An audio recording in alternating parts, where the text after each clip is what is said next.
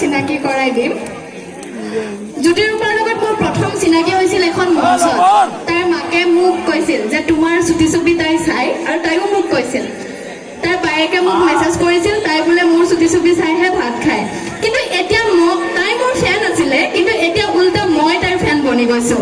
ইমান ধুনীয়া নাচে নহয়, তাৰমানে মোৰ শব্দৰ অভাৱ। তাইৰ কাৰণে এবাৰ জোৰকে হাত থাপৰি বজাই দিয়ক।